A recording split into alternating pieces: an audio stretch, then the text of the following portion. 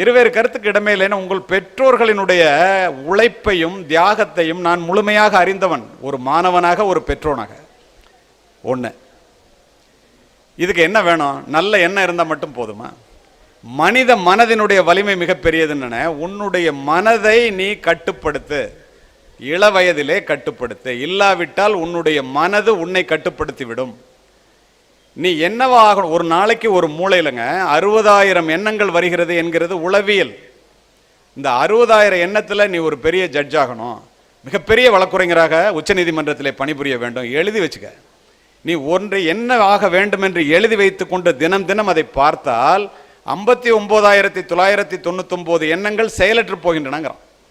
இப்போதே நீ ஒரு பெரிய நீதிபதியாக இருப்பதை போல, ஒரு பெரிய ஐஏஎஸ் ஆஃபீஸராக, ஒரு பெரிய எத்தனையோ சட்டம் படித்தவர்கள் ஐஏஎஸ் ஐபிஎஸ் அதிகாரிகளாக இருப்பதை நான் பார்க்கின்றேன். ஒரு பெரிய நீதிபதியாக இருப்பதை போல் இப்போதே கனவுகான்.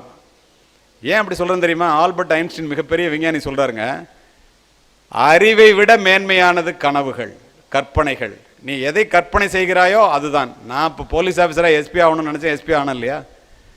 நீங்கள் அது மாதிரி நினச்சா உங்களால் ஏன் ஆக முடியாது? என்னுடைய நண்பன் கனவு கண்டான் அல்லவா கலெக்டர் ஆகணும்னு, ஆனால உங்களை விட வாய்ப்புகள் குறைந்து, உங்களை விட சாதாரண படிப்பை படித்த நாங்கள், சட்டம் படிக்கின்ற உங்களால் எப்படியெல்லாம் சாதிக்க முடியும்? 5 ஆண்டு சட்டப்படிப்புங்கிறதெல்லாம் பெரிய விஷயங்க.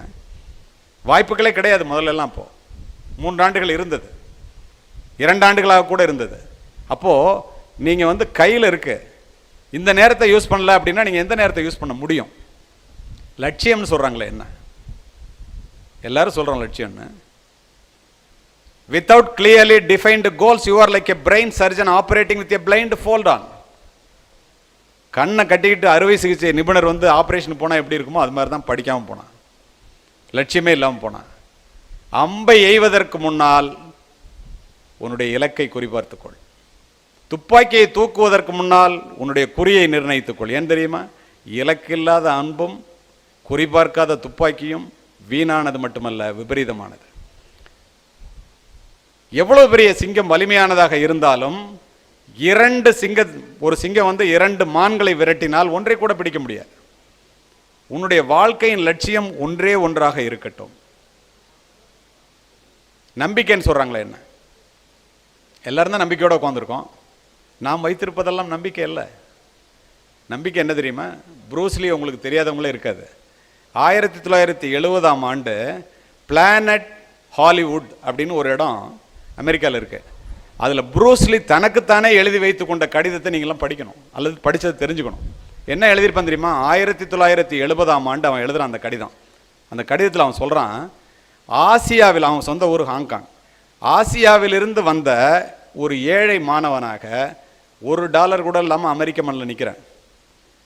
இன்னும் 10 ஆண்டுகளில் 1980ஆம் ஆண்டுக்குள் என்னுடைய பயிற்சி முயற்சியின் மூலம், எனக்குள்ள வலிமையின் மூலம், வித்தியாசமான நடிப்பின் மூலமாக அமெரிக்காவிலே மிகப்பெரிய நட்சத்திரமாக ஜொலிப்பேன்.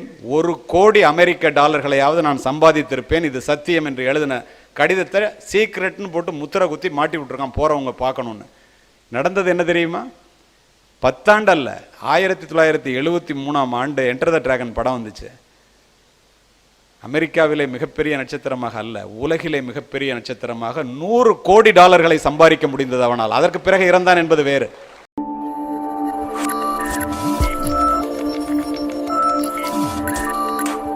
நான் உங்களிடம் ஒழுக்கத்தை பற்றி கூறினேனே, உங்களுக்கு தெரியுமா?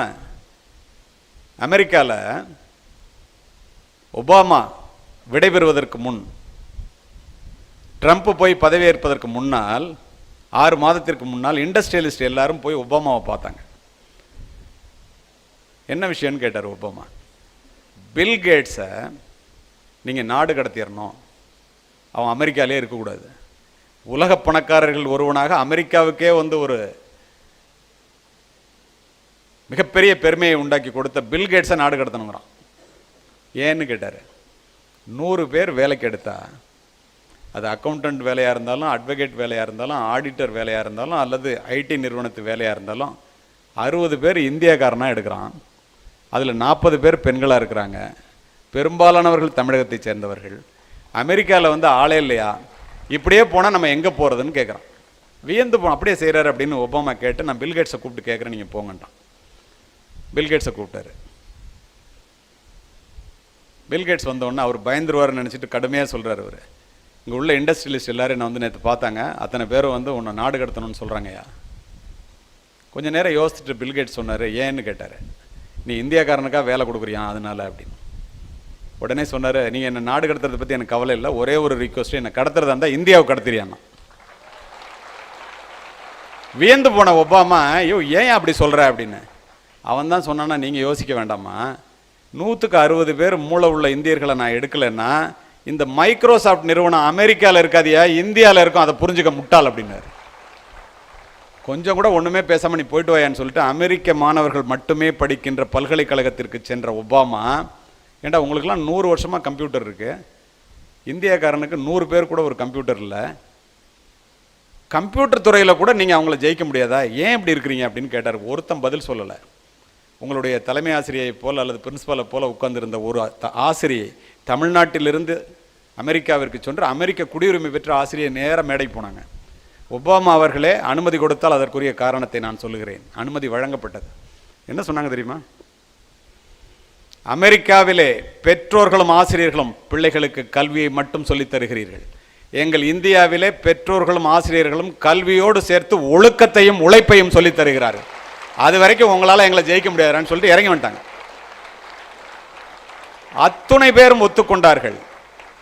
அப்போ நம்ம நிற்கிறது எங்க? பாரத நாடு பழம்பெரும் நாடு, நீரதன் புதல்வர் என்ற நினைவகற்றாதீர்லாம் சொல்கிறோமே, எவ்வளவு பெரிய பெருமைக்கு சொந்தக்காரர்கள் நாம் ஒழுக்கம் தவறலாமா படிக்கின்ற காலத்திலே? whatever a mind of a man can conceive and believe he can achieve, Napoleon Hill achieve பண்ணிட்டு சொல்றாங்க. ஒரு மனித மூளை எதை உள்வாங்கி கொண்டு தன்னால் முடியும் என்று நம்புகிறதோ அது நடந்தே தீரும். when you really want something the universe always conspire in your favor, அல்கெமிஸ்ட்ங்கிற புத்தகத்தில் பவுலோ கவுலோ சொல்றான். ஒரு மனிதன் உண்மையிலே வாழ்க்கையில் முன்னுக்கு வரணும்னு மனசில் நினைச்சிட்டான்னா இந்த உலகமே சேர்ந்து உதவி பண்ணும், உபத்திரவம் பண்ணாதுங்கிற. அப்போ நீங்கள் எல்லாம் வாழ்க்கையில் முன்னேற வேண்டும் என்ற ஒரு வெறியோடு இங்கே அமர்ந்திருக்கின்றீர்கள். என்னை போன்றவர்களை எல்லாம் அழைத்து வந்து பேச வைக்கின்றார்களே, எதனால்? உலகம் செய்கின்ற உபத்திரவமா உதவியா? எப்படி செய்ய வேண்டும் என்று தெரியாமல் தடுமாறுகின்றவர்களுக்கு வழிகாட்ட வேண்டும் என்ற ஒரே எண்ணமாகத்தானே இருக்க முடியும். அப்போ இதில் என்ன தெரியுதுன்னா, எண்ணத்தை பற்றி உங்கள்கிட்ட நான் சொல்கிறேன்னு, the golden key to remember is the soul author of your success is your mind. The soul author of your success is your mind. If you master your mind, you master your. First ஆரம்பத்துலேருந்து நீங்கள் ஒவ்வொன்றையும் இந்த எண்ணத்தை பற்றி நினச்சிட்டே வாங்க, உங்கள் வாழ்க்கை எப்படி இருக்குன்னு. இன்றைக்கு வந்து இந்த கல்லூரியில் உட்கார்றதுக்கு காரணம் நீங்கள் நினச்சதாக தான் இருக்கும். The soul author of your success is your மைண்டுன்னு சொல்கிறதுக்கு காரணம் நீங்கள் நினச்சதுனால தான் அங்கே வந்து உட்கார்றீங்க. அதுக்கு என்ன செய்யணும்? If you master your thoughts, you master your mind. Once you master your mind, you master your life. When you master your life, you master your டெஸ்டினின்ட்டான். விதியை மதியால் வெல்லலாம். அப்போ எல்லாமே ஆரம்பிக்கிறது மனதில், எண்ணத்தில்.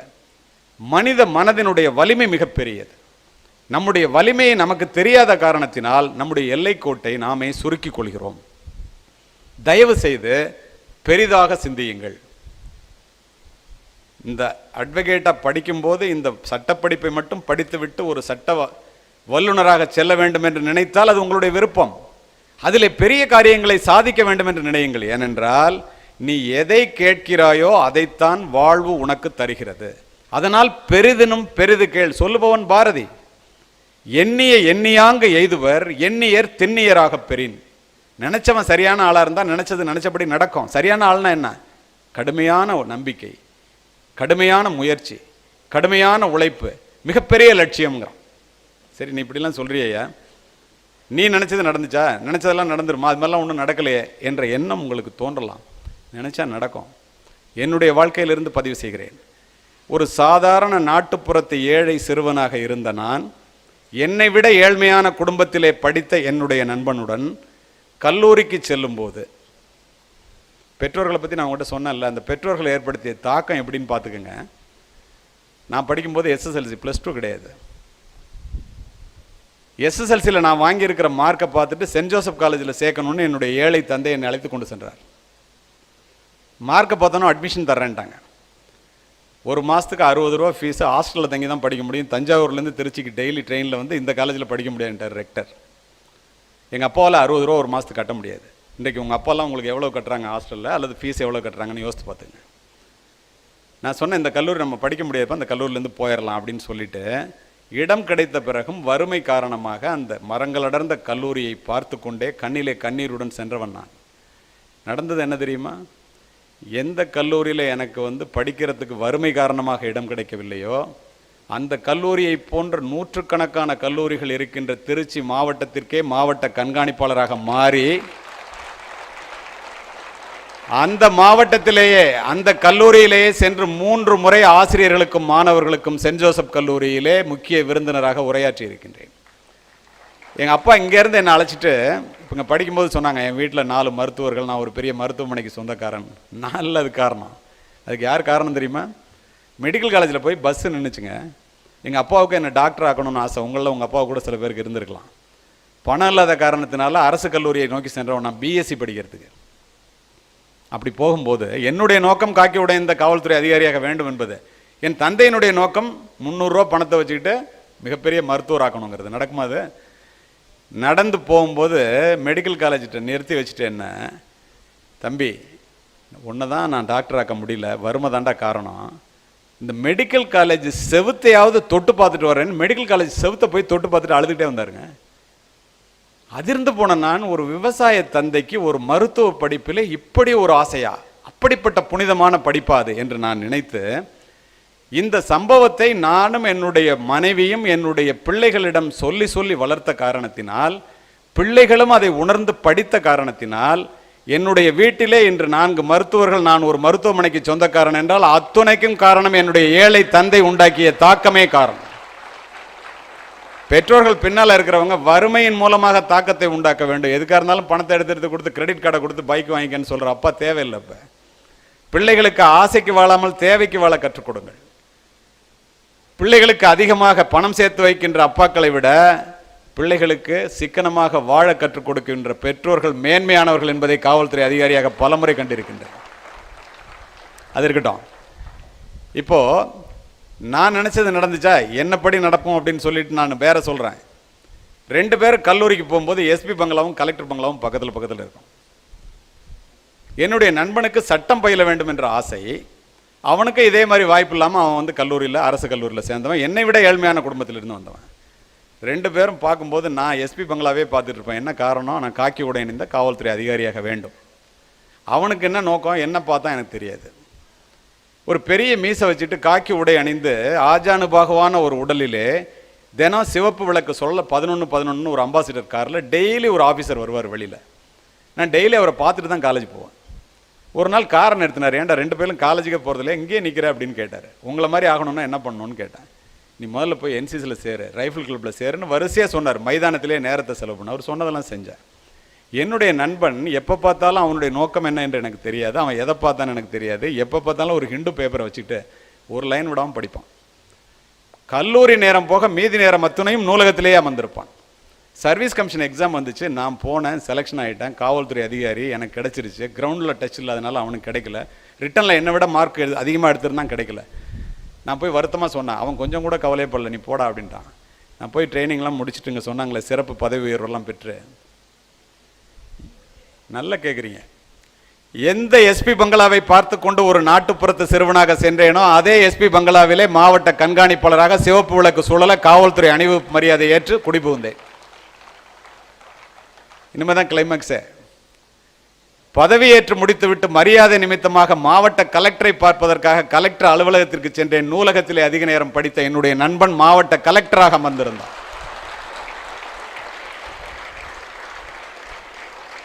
ஏன் சொல்றேன் தெரியுமா? எனக்காக இல்லை, நண்பனுக்காக கூட இல்லை, உங்களுக்காக. வாழ்க்கையில் சாதிக்கணும்னா நூலகத்தில் இருங்க, இல்லைன்னா மைதானத்தில் இருங்க. தயவுசெய்து ரோட்டில் நிற்காதீங்க. கடைசி வரைக்கும் ரோட்டில் நிற்கிற மாதிரியே வந்துடும். இருவேறு கருத்துக்கு இடமே இல்லைன்னா உங்கள் பெற்றோர்களினுடைய உழைப்பையும் தியாகத்தையும் நான் முழுமையாக அறிந்தவன், ஒரு மாணவனாக, ஒரு பெற்றோனாக. ஒன்று, இதுக்கு என்ன வேணும்? நல்ல எண்ணம் இருந்தால் மட்டும் போதுமா? மனித மனதினுடைய வலிமை மிகப்பெரியதுன்னு. உன்னுடைய மனதை நீ கட்டுப்படுத்து, இள வயதிலே கட்டுப்படுத்து. இல்லாவிட்டால் உன்னுடைய மனது உன்னை கட்டுப்படுத்தி விடும். நீ என்னவா ஆகணும்? ஒரு நாளைக்கு ஒரு மூளையிலங்க 60,000 எண்ணங்கள் வருகிறது என்கிறது உளவியல். இந்த 60,000 எண்ணத்தில் நீ ஒரு பெரிய ஜட்ஜ் ஆகணும், மிகப்பெரிய வழக்குரைஞராக உச்சநீதிமன்றத்திலே பணிபுரிய வேண்டும், எழுதி வச்சுக்க. நீ ஒன்று என்ன ஆக வேண்டும் என்று எழுதி வைத்துக் கொண்டு தினம் தினம் அதை பார்த்தால் 59,999 எண்ணங்கள் செயலற்று போகின்றனங்கிறான். இப்போதே நீ ஒரு பெரிய நீதிபதியாக இருப்பதை போல, ஒரு பெரிய ஐஏஎஸ் ஆஃபீஸராக, ஒரு பெரிய எத்தனையோ சட்டம் படித்தவர்கள் ஐஏஎஸ் ஐபிஎஸ் அதிகாரிகளாக இருப்பதை நான் பார்க்கின்றேன். ஒரு பெரிய நீதிபதியாக இருப்பதை போல் இப்போதே கனவுகான். ஏன் அப்படி சொல்றேன்னு தெரியுமா? ஆல்பர்ட் ஐன்ஸ்டீன் மிகப்பெரிய விஞ்ஞானி சொல்றாருங்க, அறிவை விட மேன்மையானது கனவுகள், கற்பனைகள். நீ எதை கற்பனை செய்கிறாயோ அதுதான். நான் இப்போ போலீஸ் ஆஃபீஸராக எஸ்பி ஆகணும்னு நினச்சேன், எஸ்பி ஆகணும் இல்லையா? நீங்கள் அது மாதிரி நினச்சா உங்களால் ஏன் ஆக முடியாது? என்னுடைய நண்பன் கனவு கண்டான் அல்லவா கலெக்டர் ஆகணும்னு, ஆனால உங்களை விட வாய்ப்புகள் குறைந்து, உங்களை விட சாதாரண படிப்பை படித்த நாங்கள் சட்டம் படிக்கின்ற உங்களால் எப்படியெல்லாம் சாதிக்க முடியும்? 5 ஆண்டு சட்டப்படிப்புங்கிறதெல்லாம் பெரிய விஷயங்க. வாய்ப்புகளே கிடையாது முதல்ல எல்லாம். அப்போ 3 ஆண்டுகள் இருந்தது, 2 ஆண்டுகளாக கூட இருந்தது. அப்போது நீங்கள் கையில் இருக்கு, இந்த நேரத்தை யூஸ் பண்ணல அப்படின்னா நீங்கள் எந்த நேரத்தை யூஸ் பண்ண முடியும்? லட்சியம்னு சொல்கிறாங்களே, என்ன எல்லாரும் சொல்கிறோம் லட்சியம்னு. Without clearly defined goals you are like a brain surgeon operating with a blind fold. On கட்டிக்கிட்டு அறுவை சிகிச்சை நிபுணர் ஆப்ரேஷன் போனால் எப்படி இருக்குமோ அது மாதிரி தான் படிக்காமல் போனான், லட்சியமே இல்லாமல் போனான். அம்பை எய்வதற்கு முன்னால் உன்னுடைய இலக்கை குறிபார்த்துக்கொள். துப்பாக்கியை தூக்குவதற்கு முன்னால் உன்னுடைய குறியை நிர்ணயித்துக்கொள். ஏன் தெரியுமா? இலக்கில்லாத அன்பும் குறிபார்க்காத துப்பாக்கியும் வீணானது மட்டுமல்ல, விபரீதமானது. எவ்வளவு பெரிய சிங்கம் வலிமையானதாக இருந்தாலும் ஒரு சிங்கம் 2 மான்களை விரட்டினால் ஒன்றை கூட பிடிக்க முடியாது. உன்னுடைய வாழ்க்கையின் லட்சியம் ஒன்றே ஒன்றாக இருக்கட்டும். நம்பிக்கைன்னு சொல்றாங்களே, என்ன எல்லாரும் தான் நம்பிக்கையோட உட்காந்துருக்கோம். நாம் வைத்திருப்பதெல்லாம் நம்பிக்கை இல்லை. நம்பிக்கை என்ன தெரியுமா? ப்ரூஸ்லி உங்களுக்கு தெரியாதவங்களே இருக்காது. 1970ஆம் ஆண்டு பிளானட் ஹாலிவுட் அப்படின்னு ஒரு இடம் அமெரிக்காவில் இருக்கு. அதில் ப்ரூஸ்லி தனக்குத்தானே எழுதி வைத்து கொண்ட கடிதத்தை நீங்களாம் படிக்கணும், அல்லது படித்தது தெரிஞ்சுக்கணும். என்ன எழுதியிருப்பான் தெரியுமா? 1970ஆம் ஆண்டு அவன் எழுதுகிறான் அந்த கடிதம். அந்த கடிதத்தில் அவன் சொல்கிறான், ஆசியாவில், அவன் சொந்த ஊர் ஹாங்காங், ஆசியாவிலிருந்து வந்த ஒரு ஏழை மாணவனாக $1 கூட இல்லாமல் அமெரிக்க மண்ணில் நிற்கிறேன். இன்னும் 10 ஆண்டுகளில் 1980ஆம் ஆண்டுக்குள் என்னுடைய பயிற்சி முயற்சியின் மூலம், எனக்குள்ள வலிமையின் மூலம், வித்தியாசமான நடிப்பின் மூலமாக அமெரிக்காவிலே மிகப்பெரிய நட்சத்திரமாக ஜொலிப்பேன். $1 கோடி அமெரிக்க நான் சம்பாதித்திருப்பேன். இது சத்தியம் என்று எழுதின கடிதத்தை சீக்ரெட்னு போட்டு முத்திரை குத்தி மாட்டி விட்டுருக்கான், போறவங்க பார்க்கணும்னு. நடந்தது என்ன தெரியுமா? 10 ஆண்டு அல்ல, 1973ஆம் ஆண்டு என்டர் த டிராகன் படம் வந்துச்சு. அமெரிக்காவிலே மிகப்பெரிய நட்சத்திரமாக அல்ல, உலகிலே மிகப்பெரிய நட்சத்திரமாக $100 கோடி சம்பாதிக்க முடிந்தது அவனால். அதற்கு பிறகு இறந்தான் என்பது வேறு. அதுதாண்டா லட்சியம், அதுதாண்டா நம்பிக்கைங்கிறான். ஒரு பறவை கூட மரக்கிளையிலே உட்காரும் போது கிளை முறிந்து விட்டதே என்று அஞ்சுவதில்லை. ஏன் தெரியுமா? பறவை நம்பி இருப்பது தன்னுடைய சிறகுகளை, கிளை முறிந்தால் பறந்துவிடும். நீ உன்னையே நம்ப கற்றுக்கொள். தன்னையே நம்பாதவனை உலகத்தில் ஒருத்தராலும் முன்னேற்ற முடியவே முடியாது. விழுந்து கிடந்தால், உறங்கி கிடந்தால் சிலந்தி கூட நம்மை சிறைப்பிடிக்கும். எழுந்து நடந்தால் எரிமலையும் நமக்கு வழி கொடுக்கும். முடியாது என்று நினைத்து விட்டால் மூச்சு காற்றும் நின்றுவிடும். முடியும் என்று துணிந்து விட்டால் மூளைக்குள் மின்சாரம் பிறப்பெடுக்கும்.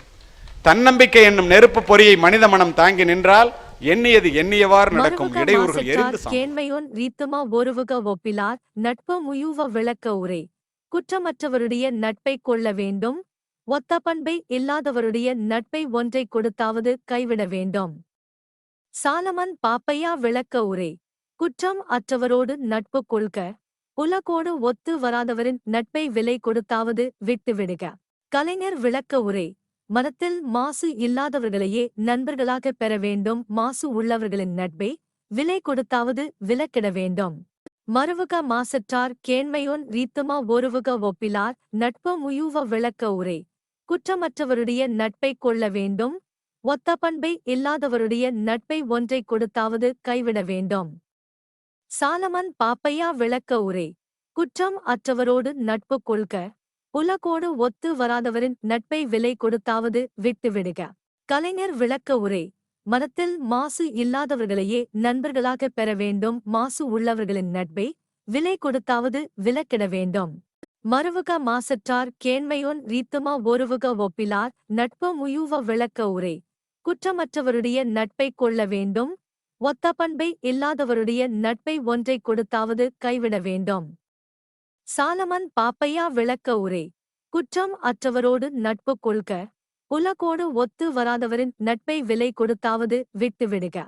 கலைஞர் விளக்க உரை மனத்தில் மாசு இல்லாதவர்களையே நண்பர்களாகப் பெற வேண்டும் மாசு உள்ளவர்களின் நட்பை விலை கொடுத்தாவது விலக்கிட வேண்டும். மறுவுக மாசற்றார் கேண்மையொன் ரீத்துமா ஒருவுக ஒப்பிலார் நட்பு முயுவ விளக்க உரை குற்றமற்றவருடைய நட்பைக் கொள்ள வேண்டும் ஒத்த பண்பை இல்லாதவருடைய நட்பை ஒன்றைக் கொடுத்தாவது கைவிட வேண்டும். சாலமன் பாப்பையா விளக்க உரை குற்றம் அற்றவரோடு நட்பு கொள்க உலகோடு ஒத்து வராதவரின் நட்பை விலை கொடுத்தாவது விட்டுவிடுக. கலைஞர் விளக்க உரை மனத்தில் மாசு இல்லாதவர்களையே நண்பர்களாகப் பெற வேண்டும் மாசு உள்ளவர்களின் நட்பை விலை கொடுத்தாவது விலக்கிட வேண்டும்.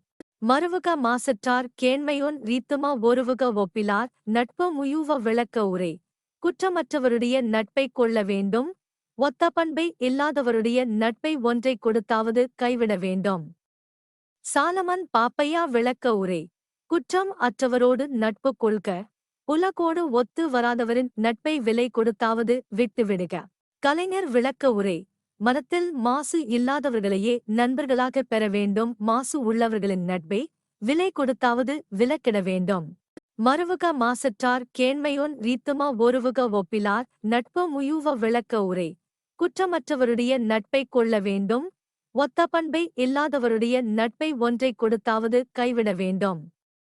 சாலமன் பாப்பையா விளக்க உரை குற்றம் அற்றவரோடு நட்பு கொள்க உலகோடு ஒத்து வராதவரின் நட்பை விலை கொடுத்தாவது விட்டுவிடுக. கலைஞர் விளக்க உரை மனத்தில் மாசு இல்லாதவர்களையே நண்பர்களாகப் பெற வேண்டும் மாசு உள்ளவர்களின் நட்பை விலை கொடுத்தாவது விலக்கிட வேண்டும். மறுவுக மாசற்றார் கேண்மையொன் ரீத்துமா ஒருவுக ஒப்பிலார் நட்பு முயுவ விளக்க உரை குற்றமற்றவருடைய நட்பைக் கொள்ள வேண்டும் ஒத்த பண்பை இல்லாதவருடைய நட்பை ஒன்றைக் கொடுத்தாவது கைவிட வேண்டும். சாலமன் பாப்பையா விளக்க உரை குற்றம் அற்றவரோடு நட்பு கொள்க உலகோடு ஒத்து வராதவரின் நட்பை விலை கொடுத்தாவது விட்டுவிடுக. கலைஞர் விளக்க உரை மனத்தில் மாசு இல்லாதவர்களையே நண்பர்களாகப் பெற வேண்டும் மாசு உள்ளவர்களின் நட்பை விலை கொடுத்தாவது விலக்கிட வேண்டும். மறுவுக மாசற்றார் கேண்மையொன் ரீத்துமா ஒருவுக ஒப்பிலார் நட்பு முயுவ விளக்க உரை குற்றமற்றவருடைய நட்பைக் கொள்ள வேண்டும் ஒத்த பண்பை இல்லாதவருடைய நட்பை ஒன்றைக் கொடுத்தாவது கைவிட வேண்டும். சாலமன் பாப்பையா விளக்க உரை குற்றம் அற்றவரோடு நட்பு கொள்க உலகோடு ஒத்து வராதவரின் நட்பை விலை கொடுத்தாவது விட்டுவிடுக. கலைஞர் விளக்க உரை மனத்தில் மாசு இல்லாதவர்களையே நண்பர்களாகப் பெற வேண்டும் மாசு உள்ளவர்களின் நட்பை விலை கொடுத்தாவது விலக்கிட வேண்டும். மறுவுக மாசற்றார் கேண்மையொன் ரீத்துமா ஒருவுக ஒப்பிலார் நட்பு முயுவ விளக்க உரை குற்றமற்றவருடைய நட்பைக் கொள்ள வேண்டும் ஒத்த பண்பை இல்லாதவருடைய நட்பை ஒன்றைக் கொடுத்தாவது கைவிட வேண்டும். சாலமன் பாப்பையா விளக்க உரை குற்றம் அற்றவரோடு நட்பு கொள்க உலகோடு ஒத்து வராதவரின் நட்பை விலை கொடுத்தாவது விட்டுவிடுக. கலைஞர் விளக்க உரை மனத்தில் மாசு இல்லாதவர்களையே நண்பர்களாகப் பெற வேண்டும் மாசு உள்ளவர்களின் நட்பை விலை கொடுத்தாவது விலக்கிட வேண்டும். மறுவுக மாசற்றார் கேண்மையொன் ரீத்துமா ஒருவுக ஒப்பிலார் நட்பு முயுவ விளக்க உரை குற்றமற்றவருடைய நட்பைக் கொள்ள வேண்டும் ஒத்த பண்பை இல்லாதவருடைய நட்பை ஒன்றைக் கொடுத்தாவது கைவிட வேண்டும். சாலமன் பாப்பையா விளக்க உரை குற்றம் அற்றவரோடு நட்பு கொள்க உலகோடு ஒத்து வராதவரின் நட்பை விலை கொடுத்தாவது விட்டுவிடுக. கலைஞர் விளக்க உரை மனத்தில் மாசு இல்லாதவர்களையே நண்பர்களாகப் பெற வேண்டும் மாசு உள்ளவர்களின் நட்பை விலை கொடுத்தாவது விலக்கிட வேண்டும். மறுவுக மாசற்றார் கேண்மையொன் ரீத்துமா ஒருவுக ஒப்பிலார் நட்பு முயுவ விளக்க உரை குற்றமற்றவருடைய நட்பைக் கொள்ள வேண்டும் ஒத்த பண்பை இல்லாதவருடைய நட்பை ஒன்றைக் கொடுத்தாவது கைவிட வேண்டும். சாலமன் பாப்பையா விளக்க உரை குற்றம் அற்றவரோடு நட்பு கொள்க உலகோடு ஒத்து வராதவரின் நட்பை விலை கொடுத்தாவது விட்டுவிடுக. கலைஞர் விளக்க உரை மனத்தில் மாசு இல்லாதவர்களையே நண்பர்களாகப் பெற வேண்டும் மாசு உள்ளவர்களின் நட்பை விலை கொடுத்தாவது விலக்கிட வேண்டும். மறுவுக மாசற்றார் கேண்மையொன் ரீத்துமா ஒருவுக ஒப்பிலார் நட்பு முயுவ விளக்க உரை குற்றமற்றவருடைய நட்பை கொள்ள வேண்டும் ஒத்த பண்பை இல்லாதவருடைய நட்பை ஒன்றை கொடுத்தாவது கைவிட வேண்டும். சாலமன் பாப்பையா விளக்க உரை குற்றம் அற்றவரோடு நட்பு கொள்க உலகோடு ஒத்து வராதவரின் நட்பை விலை கொடுத்தாவது விட்டுவிடுக. கலைஞர் விளக்க உரை மனத்தில் மாசு இல்லாதவர்களையே நண்பர்களாகப் பெற வேண்டும் மாசு உள்ளவர்களின் நட்பை விலை கொடுத்தாவது விலக்கிட வேண்டும்.